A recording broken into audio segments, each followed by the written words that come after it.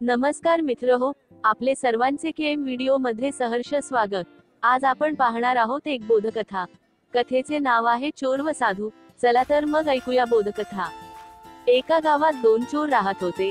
ते प्रत्येक दिवशी चोरी करत आणि मिळालेल्या धनाचे 3 हिस्से करीत। स्वतःसाठी एक हिस्सा घेत व तिसरा हिस्सा ईश्वराला ठेवत। असे खूप दिवस चालत होते।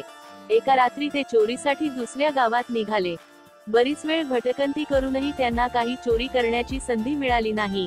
ते दोघेही थकून एका मंदिरात बसले। तेथे त्यांना एक साधू संत मंदिरामध्ये झोपलेले दिसले। त्यांनी त्या संताला उठवले व म्हणाले की काही धन असेल तर दे, नाही तर मारून ठार करू तुला। संताने त्यांना विचारले, तुम्ही कोण? तर त्या चोरांनी सांगितले की आम्ही चोर आहोत, आम्ही चोरी करतो।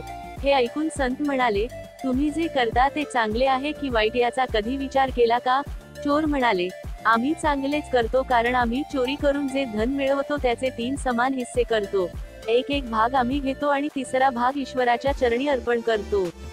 हे सगळे ऐकल्यावर संत त्यांच्या जवळील एक जिवंत कोंबडा काढतात आणि त्यांना देऊन म्हणतात, आज तुम्ही काहीही चोरी करू शकले नाहीत, त्यामुळे तुम्हाला मी हा कोंबडा देऊ शकतो। बाकी माझ्याकडे काहीच धन नाही।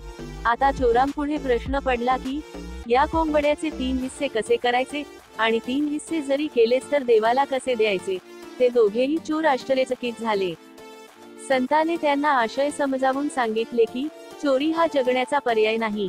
तुम्ही कष्टाची कमाई करून त्यातील एक हिस्सा ईश्वर चरणी ठेवा, ते खरे सार्थक आहे।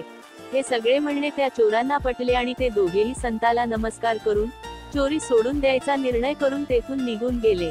तात्पर्य, पापाची कमाई दुःखाचे कारण बनते, तर कष्टाची कमाई मानसिक सुख, शांतता आणि आत्म्याला सुख देते।